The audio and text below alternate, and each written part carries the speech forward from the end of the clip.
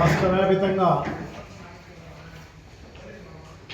Telugu Desam party government వచ్చినప్పటి నుంచి రాష్ట్ర వ్యాప్తంగా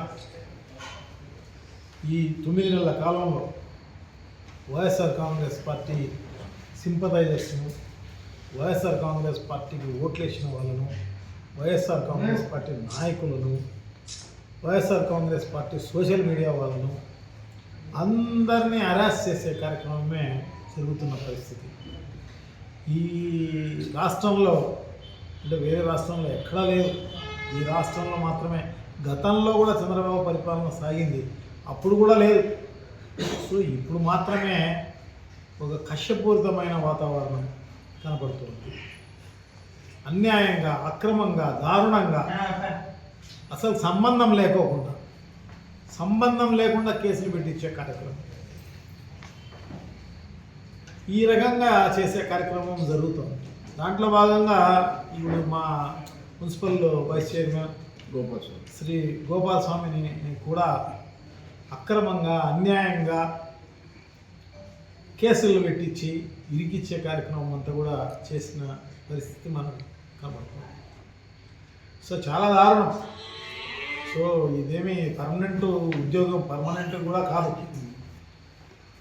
వాళ్ళకు అధికారులు కూడా తెలుసుకోవాల్సిన అవసరం తప్పకుండా ఉంది.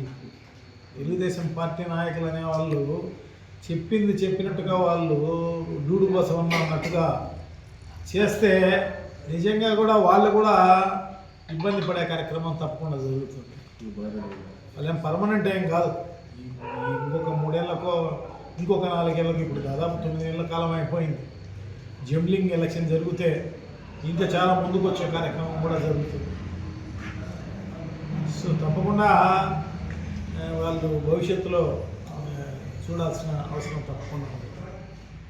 సో చేపించే వాళ్ళకు కూడా తప్పకుండా వాళ్ళపైన కూడా వాళ్ళు ఏదో రెడ్ బుక్ రాసినారంటారు. మనం రెడ్ బుక్ రాయాల్సిన పనులే.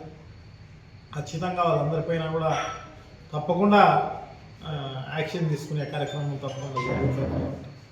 ఆ కార్యకర్తలకు ఎక్కడ కూడా ఎప్పుడు కూడా ఇబ్బంది జరగకూడదు. మా కార్యకర్తలు ఎవరు కూడా అన్యాయము, అక్రమము, దారుణాలు ఏమి చేయరు.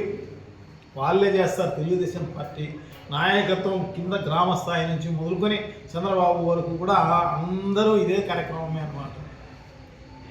వైఎస్ఆర్ కాంగ్రెస్ పార్టీ నాయకులు, మా నాయకుడు, రాష్ట్ర నాయకులు మొదలుకొని గ్రామ స్థాయి నాయకుల వరకు కూడా ఒకటే రకంగా ఉండే కార్యక్రమం జరుగుతుంది అన్నమాట.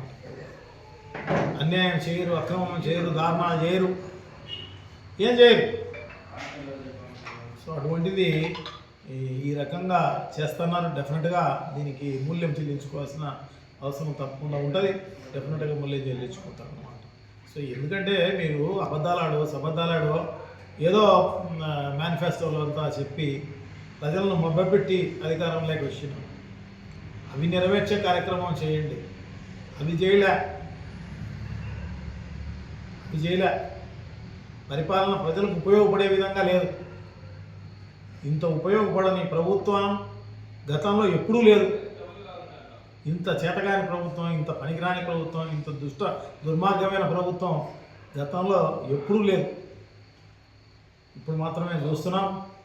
డెఫినెట్గా రాబోయే కాలంలో కూడా గతంలో 5 ఏళ్ళు ఒక ఎత్తు అయితే రాబోయే కాలం ఇంకో రకంగా ఉండే కార్యక్రమం తప్పకుండా జరుగుతుంది. ఇవన్నీ కూడా గుర్తుపెట్టుకోవాల్సిన అవసరం తప్పకుండా ఉంది. తెలుగుదేశం పార్టీ నాయకులు కూడా గుర్తుపెట్టుకోవాలి, అలాగే అధికారులు కూడా గుర్తుపెట్టుకోవాల్సిన అవసరం తప్పకుండా ఉంది అని చెప్పి మేము తెలియజేసుకుంటున్నాం.